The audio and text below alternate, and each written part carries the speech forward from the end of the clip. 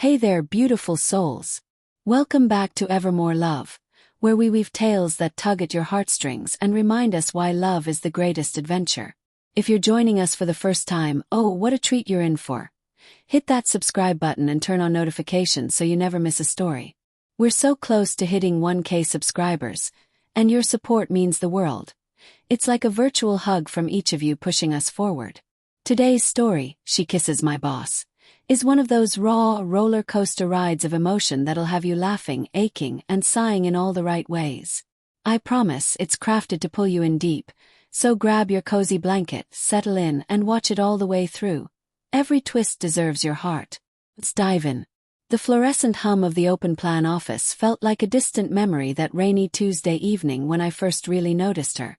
I was Alex Harper, 28 and perpetually buried under spreadsheets at Vanguard Marketing, the kind of mid-tier firm where dreams of creative glory clashed daily with the grind of client deadlines.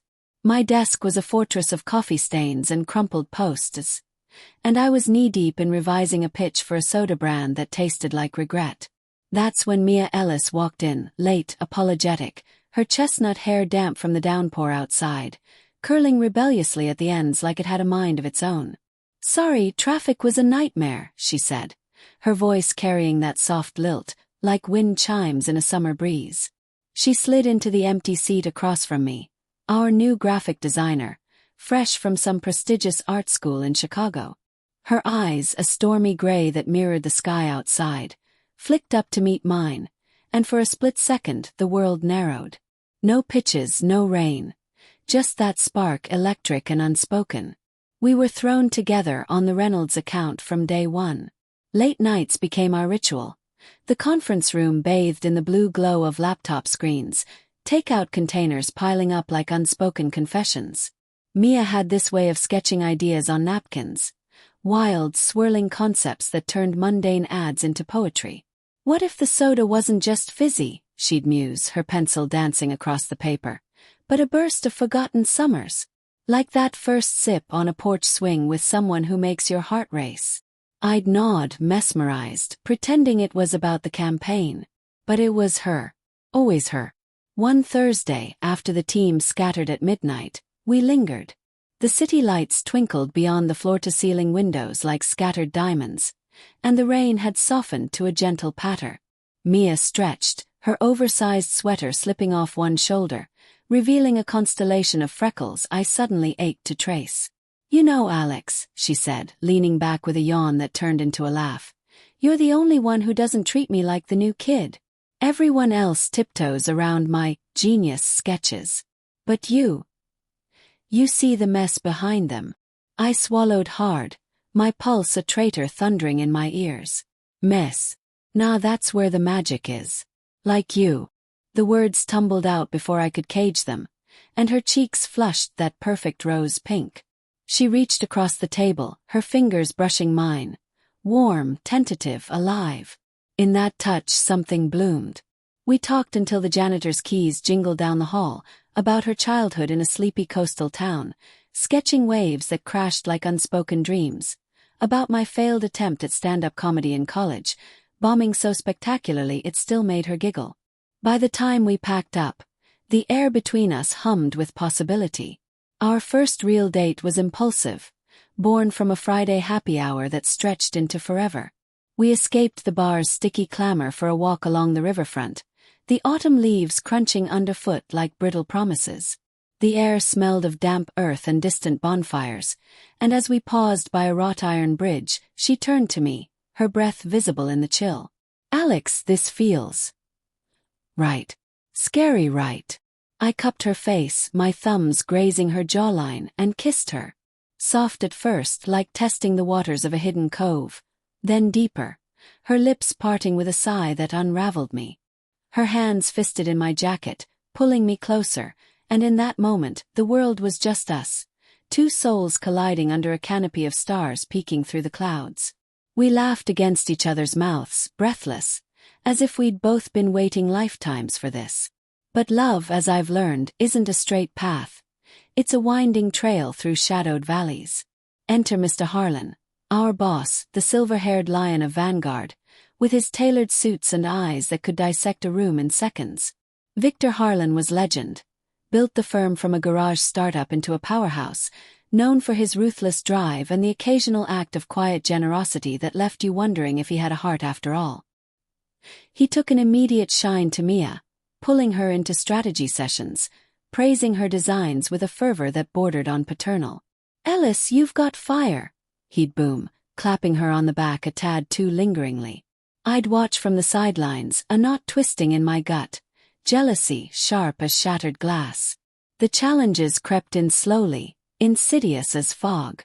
The Reynolds campaign hit a snag, our biggest client threatening to bolt over lackluster vision.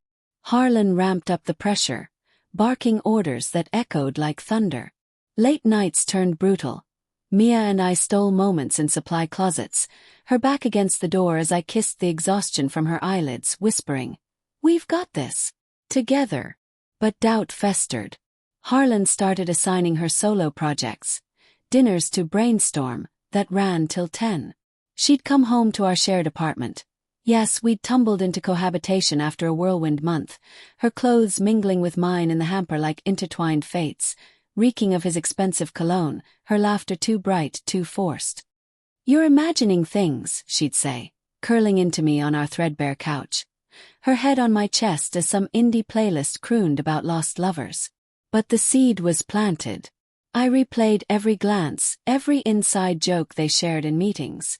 Was it the way he leaned in too close during critiques? Or how she'd light up under his approval, that glow I once thought was mine alone? Insecurity gnawed at me like a relentless tide, eroding the shores of our bliss. One night, after a particularly grueling all-nighter, I snapped. "Is there something going on with you and Harlan? Be honest, Mia." Her eyes widened, hurt flickering like a candle in wind. "Alex, how can you even? He's twice my age. It's work. You're the one I come home to." We made up fiercely that night, bodies entwined in a tangle of sheets and apologies, her nails raking my back as she gasped my name like a prayer. But the fracture lingered, a hairline crack waiting to spiderweb. The breaking point came at the annual Vanguard Gala, a glittering affair in a downtown ballroom where champagne flowed like liquid gold and egos inflated like balloons. I'd rented a tux that pinched at the shoulders, feeling like an imposter among the power players. Mia was radiant in emerald silk that hugged her curves, her hair swept up to reveal the graceful line of her neck. We danced, her body swaying against mine to a slow jazz number, her fingers tracing patterns on my nape. "I love you, Alex Harper," she murmured into my ear, her words a balm. "Madly. Don't ever doubt that." I held her tighter, vowing silently to silence the voices in my head. Then Harlan swept in, all charisma and command, whisking her away for a toast to the team. I nursed a scotch at the bar, the ice clinking like accusations when I saw it. Through the throng of swirling gowns and tuxedos, under the crystal chandelier's warm glow, Mia leaned into Harlan. Not a peck, not casual. Her lips met his, full and lingering, her hand cupping his cheek as if sealing a secret vow. Time fractured. The room spun, the laughter around me turning to a roar in my ears. Betrayal hit like a freight train, hot and hollowing. I stumbled out into the night, the cool air slapping my face, tears blurring the neon signs. How could she? After everything, the whispered promises, the stolen sunrises in bed, the way she'd trace forever on my palm with her fingertip, I didn't go home. Instead, I wandered the rain-slicked streets until dawn, replaying the image like a cursed loop. By morning, resolve hardened in my chest. I burst into the office, Harlan's door ajar, Mia's voice drifting out, soft, broken. "And I can't keep pretending, Victor. That kiss last night was goodbye. For everything you've done, but I have to choose my own path now." Froze, heart slamming. Harlan's reply was gravelly, laced with regret. "Mia, your father would want you safe. That loan I gave your family after he passed. It wasn't charity. He was my brother in all but blood. But this firm's poison if it costs you happiness." The pieces shattered and reformed. Mia's father, gone too soon from a heart attack, leaving debts that nearly drowned her dreams. Harlan, not the villain, but the uncle figure who'd pulled strings to get her the job, the mentorship, the stability. Last night's kiss. A desperate, tear-streaked farewell to the safety net, the pressure to repay a debt with loyalty. She'd chosen me, us, over the security of his world. I pushed the door open, my voice cracking. "Mia!" She whirled, eyes red-rimmed, then flew into my arms, sobs racking her frame. "Alex, I saw you leave. Thought, God, I love you." That wasn't what it looked like. He was trying to convince me to stay, to climb higher here, but I can't. Not without you. You're my home. Harlan stood awkwardly, clearing his throat. "Harper, she's right. And for what it's worth. You're good for her. Better than this place deserves." He extended a hand, gruff but genuine, and in that clasp, forgiveness bloomed, mine for him, his for my doubts. We left together that day, hand in hand, the office shrinking in the rearview like a chapter closing. Months later, with Mia's sketches and my words, we launched our own freelance venture, a tiny studio overlooking that same riverfront. Challenges came, sure. Lean months, arguments over invoices that dissolved into laughter. But every hurdle only deepened us. On our first anniversary, under that wrought iron bridge where it all began, I dropped to one knee, a simple band glinting in the sunset. "Mia Ellis, you kissed my boss goodbye to choose this, us. Marry me." Tears streamed as she nodded, pulling me up for a kiss that tasted of salt and forever. Love isn't flawless. It's forged in the fire of fears faced and truths bared. And in her arms, under endless skies, I knew we'd weather every storm. Phew, what a journey that was. Didn't I tell you it'd linger in your heart? If this story stirred something deep inside you, beautiful dreamer, please subscribe to Evermore Love right now for more enchanting tales that celebrate the messy, magical side of romance. Your subscription helps us reach that 1K milestone and beyond, unlocking even more stories just like this. Drop a like, share with someone who needs a love boost, and comment below. What's the biggest challenge you've faced in love? Until next time, keep loving fiercely. See you soon.